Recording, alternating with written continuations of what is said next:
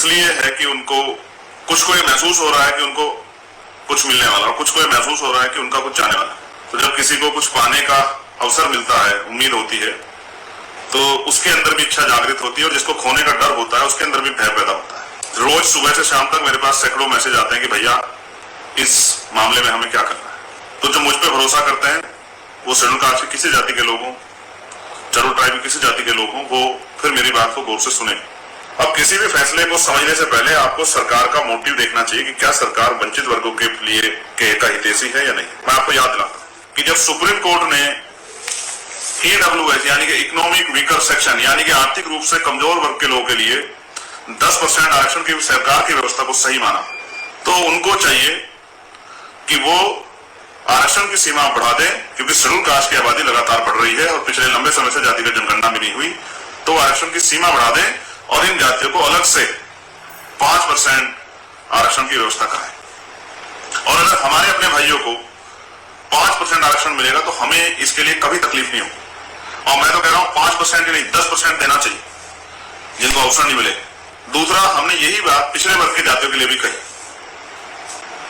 कि पिछड़े वर्ग की आबादी 52% है, और मैं आपको चरित्र बता रहा हूं सुप्रीम कोर्ट का, जिस सुप्रीम कोर्ट के ऑर्डर पे हमारे लोग जो हैं चर्चा कर रहे हैं, उसी सुप्रीम कोर्ट ने पिछड़े वर्ग के लोगों को 52% आबादी के बाद 27% रिजर्वेशन दिया। उसमें भी क्रीमी लेयर की एक सीमा लगा दी और फिर उस आरक्षण व्यवस्था को चालू किया, लेकिन आज तक भी कभी उसको मॉनिटरिंग नहीं किया कि निजी क्षेत्रों में, क्योंकि सरकारी नौकरियां लगभग खत्म हो गई है, सरकारी पूरा डिपार्टमेंट प्राइवेट कर दिया है, सरकार बड़े पैमाने पर लेटरल एंट्री कर रही है, संविदा है, आउटसोर्सिंग है, ठेकेदारी है, तो बड़े पैमाने पर सरकारी नौकरियां लगभग खत्म हो गई है। तो अब समय आ गया है कि निजी क्षेत्रों में आरक्षण की व्यवस्था SC, ST, OBC के लोगों को कराई जाए। ना मैंने किसी एक जाति की बात की, न एक धर्म की बात की, मैंने SC, ST और OBC के लोगों के लिए बात की। ये मेरा सामाजिक न्याय के प्रति मेरा दृष्टिकोण है। शायद मेरी इतनी बड़ी मांग हमारे इतने बड़े SC, ST, OBC समाज को नहीं थी। अब सवाल ये है कि जो व्यवस्था में आरक्षण आपको मिला वो मांगने से मिला या उसके लिए प्रयास करने पड़े, तो आपको ये समझना पड़ेगा कि बाबा साहब अम्बेडकर ने उसके लिए एक लड़ाई लड़ी। वो मांगने से इन सरकारों ने, इन लोगों ने खुश होकर आपको नहीं दिया, उसके लिए एक लड़ाई लड़नी पड़ी, पूना पैक्ट हुआ, कम्युनल अवार्ड हमसे छीना गया, तभी आरक्षण व्यवस्था हमारे लिए हुई। ये किसी ने दया करके आपको नहीं दिया। जुडिशरी जिनको कहा जाता है कि न्यायप्रिय है, कभी उन्होंने जो एट्रोसिटी शेड्यूल कास्ट के लोगों पे होती है, कभी उन्होंने उसको स्वतः जो उसका संज्ञान नहीं लिया, जब तक वो बहुत बड़ा विषय नहीं होगा। मैंने मांग की कि कोलेजियम सिस्टम खत्म करके वहां भी SC, ST, OBC के लिए रिजर्वेशन की व्यवस्था कराई जाए, all India judicial service commission बनाए। वो वहां मैंने जाति के लिए मांग नहीं की, वहां भी मैंने SC, ST, OBC के लिए मांग की, और वहां तो मैंने सामान्य जाति के बच्चों के लिए भी की, क्योंकि वहां तो एक इस तरह का पिंजरा है कि उसमें कुछ ही परिवारों तक वो सीमित है, उससे नीचे नहीं जा सकते। ये मेरा सामाजिक न्याय के प्रति दृष्टिकोण है। अब अगर आप आरक्षण की बात करेंगे, जिस तरह की चर्चा आज चल रही है, तो मैं आपसे कहूंगा कि अगर सुप्रीम कोर्ट या सरकारें हमारे हितों के प्रति, हमारे अधिकारों के प्रति इतनी सचेत होती, तो अगर आंकड़ा आप उठा के देखोगे क्लास 1 से लेकर क्लास 4 तक का, तो 15% जो रिजर्वेशन शेड्यूल कास्ट के लोगों को मिला है, उनमें से अभी 4% के लगभग पूरा हुआ है। उनकी लगभग 11% सीटें 4.25 के लगभग पूरा हुआ है। 10.75% सीटें उनकी अभी खाली, जो सुप्रीम कोर्ट हमारी बहुत चिंता कर रहा है, उसने कभी इसकी जानकारी नहीं ली। और मैंने ये बात कही कि लक्ष्मणपुर बातें एक घटना हुई थी बिहार में, जिसमें 50 शेड्यूल कास्ट लोगों की हत्या की गई थी। तलवार की नोक पर जो है महिलाओं के पेट चीरे गए थे। डिस्ट्रिक्ट कोर्ट ने बहुत सारे अपराधियों को, आरोपियों को सजा की आजीवन, और हाई कोर्ट ने उनको बरी कर दिया। कभी सुप्रीम कोर्ट ने सुमोटो लेकर पूछने का काम नहीं किया कि 50 दलितों के हत्यारे कौन है, उनकी जांच होनी चाहिए, उनको सजा मिलनी चाहिए। और आज भी सीवर से लेकर लाखों जो है महिलाओं के साथ रेप हत्या होती है, सीवर में जान जाती है।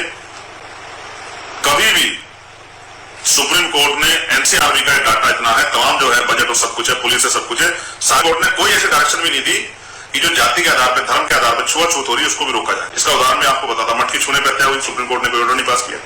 मुझे रखने पर हत्या हुई, आज भी बारात रोक दी जाती है। मंदिर जाने पर आज भी रोका जाता है, यहाँ तक कि राष्ट्रपति जी को भी रोका गया। इसलिए मैं कहता हूं जाति कभी नहीं जाती। कभी सुप्रीम कोर्ट ने सुमोटो नहीं लिया। इतना सुप्रीम कोर्ट आपके हितों के लिए चिंतित है। और 27% आरक्षण जो पिछड़े वर्ग को मिला है, उसमें से भी 6% पूरा हुआ है। 9% आरक्षण अभी तक उनका भी बैकलॉग आज तक पूरा नहीं हुआ। यह है स्थिति। हम इतने आगे बढ़ गए, आज हम क्रीमी लेयर की दशा में चले गए हैं। आंकड़े अगर सरकार जारी करेगी तो दूध का दूध पानी का पानी हो जाएगा। जो अंतर विरोध आज आपस में हो गया है वो अंतर विरोध भी लगभग काफी हद तक साफ हो जाएगा। मैं टिप्पणी नहीं करूंगा किसी पे, क्योंकि ये मेरा काम नहीं है।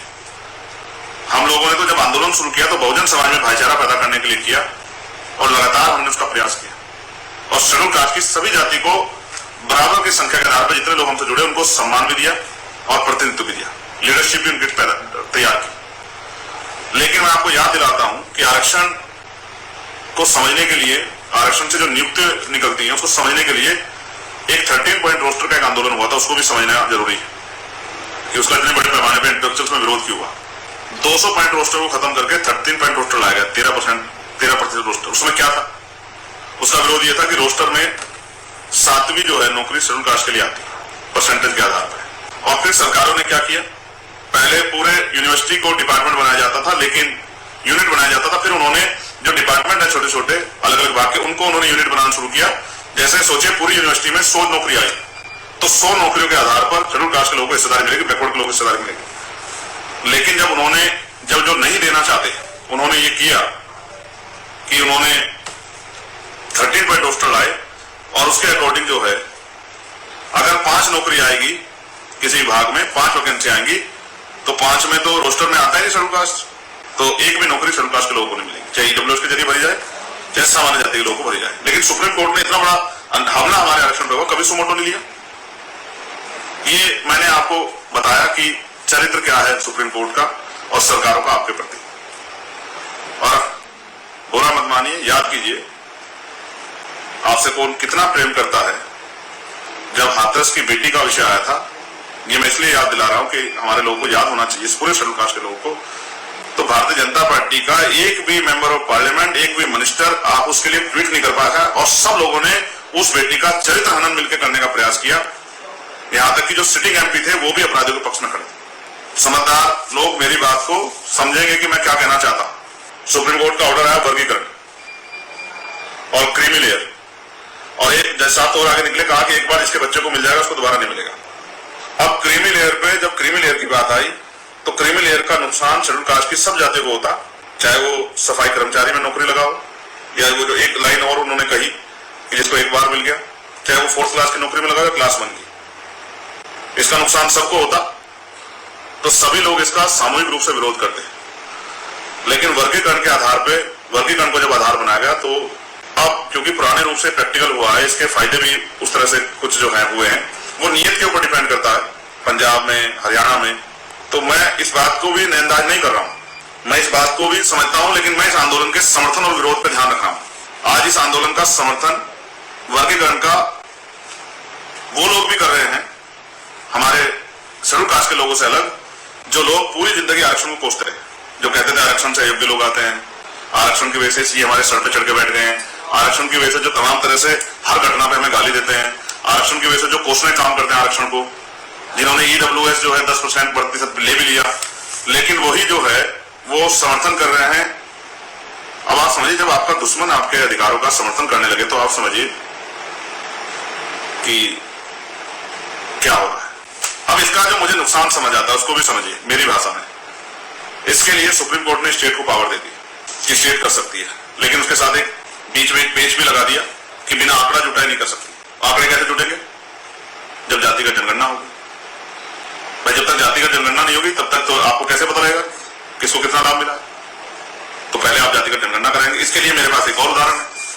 जैसे आर्थिक आधार पर जब आरक्षण आया तो वो एंटी कॉन्स्टिट्यूशनल था, असंवैधानिक था, क्योंकि आरक्षण का जो आधार है वो छुआछूत है, वो भेदभाव है, वो प्रतिनिधित्व है। लेकिन क्या सामान्य जातियों का प्रतिनिधित्व कम है? क्या उनके साथ छुआछूत होती है? क्या वो शैक्षिक रूप से पिछड़े हुए हैं? ना उनके साथ छुआछूत होती, ना वो शैक्षिक रूप से पिछड़े हुए हैं, और ना ही उनका प्रतिनिधित्व कम है। लेकिन वो इस देश में इसी सरकार ने लागू किया जो सरकार पिछले दरवाजे से इसका समर्थन कर रही है। तो मेरा कहना यह है कि इसका सबसे बड़ा नुकसान मुझे नजर आता है, ये स्टेट को अगर पावर दोगे तो स्टेट जैसे उत्तर प्रदेश में मुलायम सिंह जी की सरकार में 17 ओबीसी की जातियों को शेड्यूल कास्ट में जोड़ दिया गया, फिर सुप्रीम कोर्ट ने उसको रोक दिया, और भी कई सरकारों ने इस तरह का प्रयास किया। तो सुप्रीम कोर्ट ने उसको इस बात के साथ खत्म कर दिया गया। हम ये कहते थे, और आप सब लोग भी जानते पढ़े लिखे, सब लोग ये कहते थे भाई ये नहीं हो सकता, क्योंकि इसकी पावर तो राष्ट्रपति जी को है, संसद को, ये तो स्टेट गवर्नमेंट को है नहीं। कल आपके विरोधी सरकारें हैं वो ऐसा क्यों नहीं करेंगे कि बहुत सारी उन जातियों को, बैकवर्ड की उन जातियों को शेड्यूल कास्ट में करके और आप ही की जिस खाने को आपके लिए बनाने पर उसमें प्रतिनिधित्व के आधार पर डाल देंगे, फिर क्या करोगे? मेरी ये मानना है कि ये पावर संसद को ही रहनी चाहिए। इसकी जो पावर है कॉन्स्टिट्यूशन की, कॉन्स्टिट्यूशनल जो पावर है वो संसद को रहनी चाहिए, राष्ट्रपति जी को रहनी चाहिए। स्टेट गवर्नमेंट तो बहुत सारी जगह पे आपकी जैसी नहीं है, और कौन सी गवर्नमेंट आपकी जैसी आप बेहतर जानते हैं। उसका उदाहरण ये है कि आपके बच्चों के स्कॉलरशिप बंद हो, किसी को फर्क नहीं पड़ा, एजुकेशन का बजट बंद हो, किसी को फर्क नहीं पड़ा, स्कूल इतने बंद कर दिए, किसी को फर्क नहीं पड़ा, तमाम चीजें और प्रयास किए, किसी को फर्क नहीं पड़ा। इसलिए मैं आपसे कह रहा हूं कि जमीन पे जाके आप देखेंगे तो आपको और एट्रोसिटी और तमाम चीजें तो वो आपके सामने रहेंगी, और किस तरह से आज भी कच्चे मकानों में रहते हैं, तमाम तरह की परेशानी होती है। मैं उस बात को आप और मैं जानता, अगर इतना जो अच्छा होता तो फिर हमारे लोगों को मैला नहीं उठाना पड़ता, कटर में नहीं जाना पड़ता, ठेकेदारी पे 5,000 7,000 में काम नहीं करना पड़ता, ये तकलीफ भी जो है नहीं होती। तो स्टेट को इसकी पावर देना, ये खुद में एक अंतर विरोध खड़ा करना है। तो इसकी पावर जो है वो स्टेट में नहीं होनी चाहिए, सेंटर में होनी चाहिए। दूसरा मैं कहता हूं सेंटर को, अगर सेंटर हमारे भाइयों को देना चाहता है तो हम तो रेडी बैठे कि वो दे, वो जातिगत जनगणना कराए, उसके आंकड़े देखे और उसके आधार पर जिन जातियों को नहीं मिला उनको दे, स्पेशल ट्रीटमेंट के तौर पे दे, और 2-4% नहीं 10% दे। लेकिन भाइयों को लड़ा के, भाइयों को आपस में छगामने सामने लाके अगर सरकार सोचती है कि वो सफल हो पाएगी तो ऐसा हम लोग नहीं होने देंगे। बड़ी मुश्किल से ये इस तरह की एकता जैसे हालात बने, वो भी तब बने जब पूरी कम्युनिटी पे, पूरे शेड्यूल कास्ट शेड्यूल ट्राइब पे हमला हुआ SC/ST एक्ट में, तब जाके ये एकता क्यों बने जब मार पड़ी। उससे पहले भी बहुत एकजुट नहीं थे, लेकिन उस दिन एहसास हुआ कि हम एक ही परिवार है। हम तो इस बात को मानते हैं कि जातिगत जनगणना हो, सब कुछ ओपन हो, दूध का दूध पानी का पानी हो जाए, जिसको इतना मिला सब पता लग जाए, क्या 15% पूरा हुआ तक तो ये भी जानकारी हो जाए। तो जो भ्रम फैलाया गया है, तब जैसे कहा जा रहा है कि किन जातियों ने ज्यादा खा लिया, वो कर लिया, तो मैं मानता कि 15% उन जातियों के पास 15% पूरा मिल रहा होता और उनमें वही जातियां होती तो मैं मान लेता कि भाई वो ज्यादा खा रहे हैं। लेकिन जब पूरा ही 4% हो रहा है, 5% तक पहुंच रहा है, तो 9% उसमें जब अपने लोग जो है वो भरे जा रहे हैं, क्योंकि बैकलॉग तो लगातार धीरे धीरे पूरा कर रही है सरकार, EWS और तमाम तरह के लिए, तो इसलिए ये आधार जो है वो निरर्थक हो जाता है जब मैं इसको देखता हूं। दूसरा, अब उकसाने वाली बातें कही जा रही हैं एक दूसरे को, मैं उनको भी टिप्पणी करूंगा जो कह रहे हैं कि भाई जो वंचित वर्ग की जातियां वो हैं कि भाई इनमें पढ़े लिखे लोग नहीं है, ये नहीं है, वो नहीं है, एजुकेशन स्वीकार नहीं किया। तो भाई एजुकेशन स्वीकार नहीं किया, आपने कितने लोगों के हाथ जाके पकड़े, कितने लोगों के लिए स्कूल खोले, कितने लोगों के लिए कॉलेज खोले, कितने लोगों के लिए कोचिंग सेंटर खोले, कितने लोगों को बराबर बिठा पढ़ाना सिखाया? क्या आप वर्ग बन पाए? बाबा साहब का शेड्यूल कास्ट बना के क्या वर्ग बन पाए? क्या आपने रोटी बेटी का रिश्ता किया? क्या आपने सोशल रिस्पॉन्सिबिलिटी को निभाया? क्या आपने पे बैक टू सोसाइटी किया? इसका जवाब आप पे है। इसलिए मैं कह रहा हूं कि बहुत सारी साजिशें हो सकती है। सवाल यह आया था कि अभी हरियाणा का चुनाव आज अनाउंस हो गया, मुझे एहसास था, मैंने इसलिए आज का दिन का लाइव रखा था। तो हरियाणा में अब क्या, अब आचार संहिता लग के कुछ हो नहीं सकता है। तो आप पे क्या भरोसा है कि चुनाव के बाद सरकार जो है कि वो इसके बाद पे अध्यादेश नहीं लाएगी, या चुनाव के बाद आपकी वोटों को लेके फिर अपने तरीके से काम नहीं करेगी? मैं समाज से कहूंगा, अपने शेड्यूल कास्ट शेड्यूल ट्राइब के हर भाई से, कि वो एक दूसरे पर टिप्पणी ना करें, एक दूसरे को बुरा ना कहें, और अपने अपने अधिकारों के प्रति संवैधानिक मर्यादाओं में जो संघर्ष वो कर रहे हैं उसको करते रहे। दूसरा, आजाद समाज पार्टी, भीम आर्मी सरकार के षड्यंत्र को समझती है, सरकार की चालों को, साजिशों को समझती है, और भविष्य में कुछ ऐसा ना हो जाए उसको भी ध्यान में रख के सचेत है। इसलिए आजाद समाज पार्टी निजी क्षेत्रों में आरक्षण की व्यवस्था की जाए, और इसके लिए सरकार को झुकाने का काम, सरकार को मजबूर करने का काम किया जाए, और आरक्षण की सीमा बढ़ाई जाए। जिन भाइयों तक नहीं पहुंचा उनको 10% आरक्षण की सीमा बढ़ा के 15% से अतिरिक्त 10% आरक्षण की व्यवस्था उन जातियों के लिए की जाए। ऐसी जो है हमारी सोच है, और उसके लिए 11 सितंबर को हम लोग दिल्ली में एक ऐतिहासिक आंदोलन करेंगे।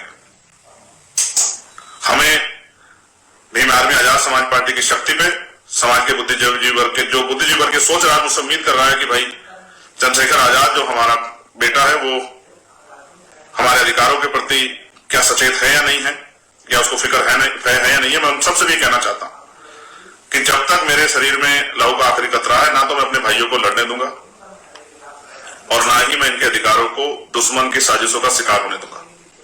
और जो भी आरक्षण के खिलाफ षड्यंत्र करने काम करेगा उसको दिन में तारे दिखाने काम हम लोग जो है वो करेंगे। और एक बहुत ऐतिहासिक आंदोलन हम लोग 11 सितंबर को दिल्ली में करेंगे।